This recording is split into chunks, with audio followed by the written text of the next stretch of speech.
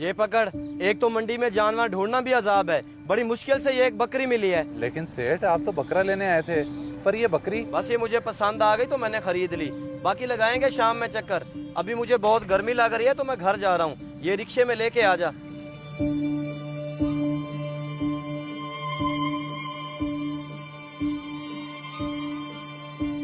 बल्कि पैसे मेरी जेब में तो किराए के पैसे ही नहीं है।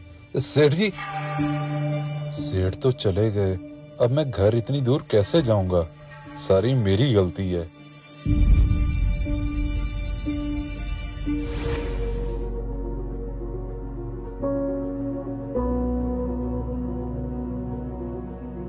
जी भैया, ले आए जानवर? किधर है? हाँ, एक बकरी खरीदी है मंडी से और वो मुलाजिम लेकर आ रहा है पीछे। चले ठीक है, मैं समझा आप ले आए हैं।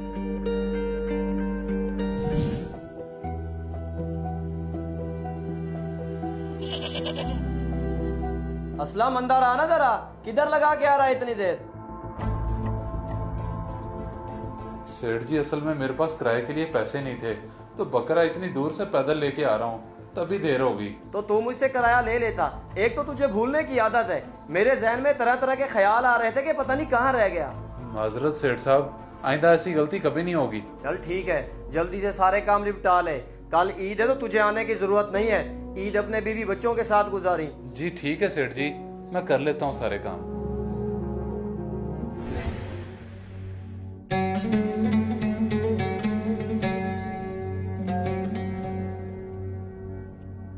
आपने इस बार ईद पे फिर से पुराना सूट पहन लिया है। कहा भी था ईद के लिए तो नया बनवा लें। बेगम, क्या है इस सूट को? अच्छा भला तो है, और वैसे भी बड़ी ईद पे कौन सूटों को देखता है?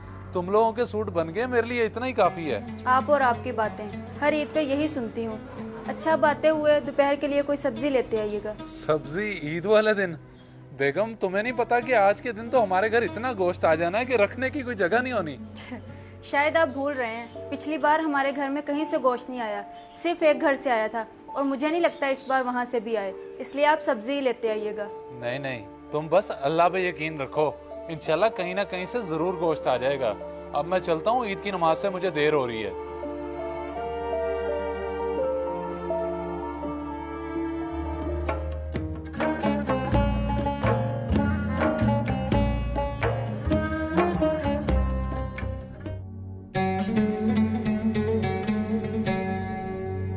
बेगम, मैं पढ़ आया हूँ ईद की नमाज, तुम बताओ कहीं से आया गोश्त? प्याज तो मैंने काट लिए हैं, लेकिन अभी तक कहीं से नहीं आया, और मुझे नहीं लगता कोई दे के भी जाएगा। अच्छा, तुम फिक्र ना करो, मैं मालिक के घर चक्कर लगाता हूँ और कोई काम भी दिखाता हूँ, और आते हुए गोश्त लेता हूँगा। ठीक है, आप लगाएं चक्कर, लेकिन जल्दी वापस आइएगा, ये ना हो सारा दिन उधर ही गुजार दें। हाँ हाँ, मैं जल्दी वापस आ जाऊंगा, बस तुम प्याज वगैरह काट के रखो।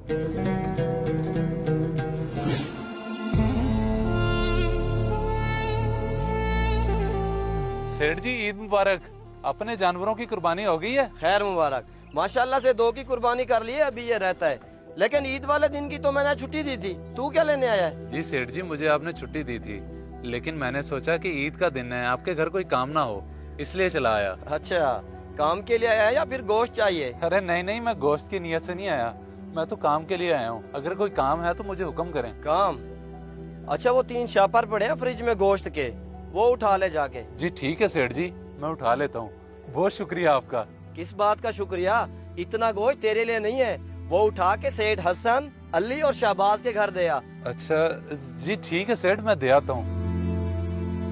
और रुक, उन्हें ये जरूर बता दी कि ये गोश्त सेठ असगर के घर से आया है, और मेरी तरफ से ईद मुबारक भी दे दी। जी मैं बोल दूंगा उन्हें।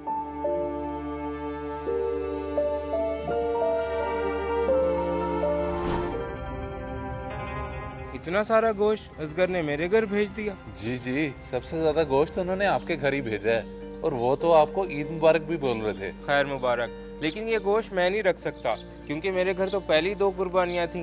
पर उन्होंने तो बड़ी चाहत से आपके घर भेजा है, और आप लेने से इनकार कर रहे हैं। चाहत उनकी अपनी जगह, लेकिन इसका असल हकदार मैं नहीं हूँ। उनसे कहें कि ये गोश्त गरीब गुरबा में तकसीम कर दें, क्योंकि मैंने भी अपना सारा गोश्त गरीबों में ही बांट दिया। अच्छा चले, मैं उन्हें जाके बता देता हूँ।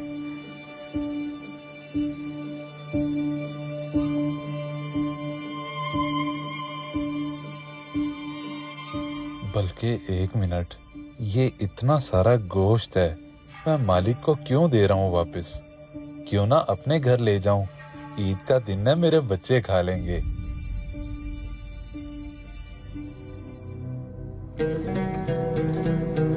इतना सारा गोश्त आपके उस कंजूस मालिक ने आपको दे कैसे दिया? बस तुम ये समझो कि अपने मालिक से बड़े धोखे से निकलवा के लाया हूँ मैं ये। धोखे से? मतलब उन्होंने ये अपनी मर्जी से नहीं दिया? ये तो फिर हमारे लिए हराम हुआ। तुम बस अब इन बातों को छोड़ो और जाके पकाओ इसे। नहीं, मैं ये नहीं बनाऊंगी क्योंकि ये हमारे बच्चों के लिए हराम है। आप ले जाएं इसे वापस।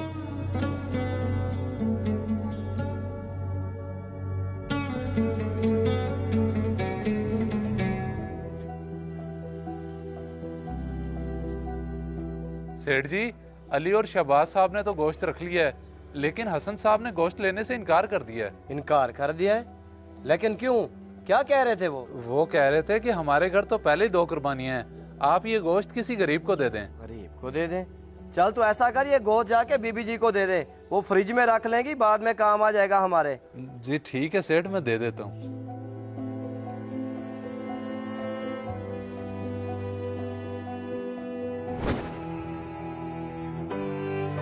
देखिए, आप इस तरह क्यों बैठे हैं? मैंने तो कहा था आपसे हमारे घर कहीं से गोश्त नहीं आना। सही कह रही थी तुम, बस मैं ही गलत उम्मीद लगा बैठा। एक घर से 4 बोटियां आई हैं और घर में इतने फर्द हैं, अब उन 4 बोटियों का क्या करें? अच्छा, मैं करता हूँ बंदोबस्त और लाता हूँ कहीं से सब्जी, बस तुम फिर जरा जल्दी से बच्चों को बना देना।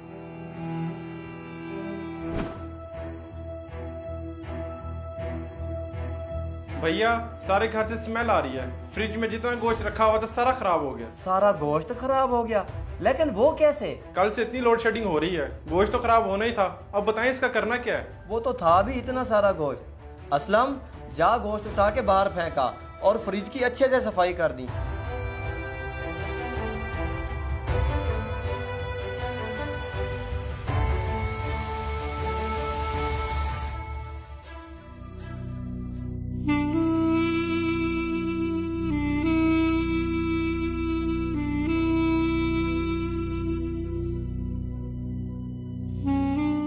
इतना सारा गोश्त जरूरतमंदों तक नहीं पहुंचा, बल्कि फ्रिज में पड़ा खराब हो गया, और मेरे बच्चों को ईद के दिन गोश्त नसीब नहीं हुआ। मेरे मालिक उनको नवाज जो गरीबों का एहसास करते हैं। इस वीडियो को सदका जारिया समझकर जरूर शेयर करें। हो सकता है आपका एक शेयर किसी की जिंदगी बदल दे।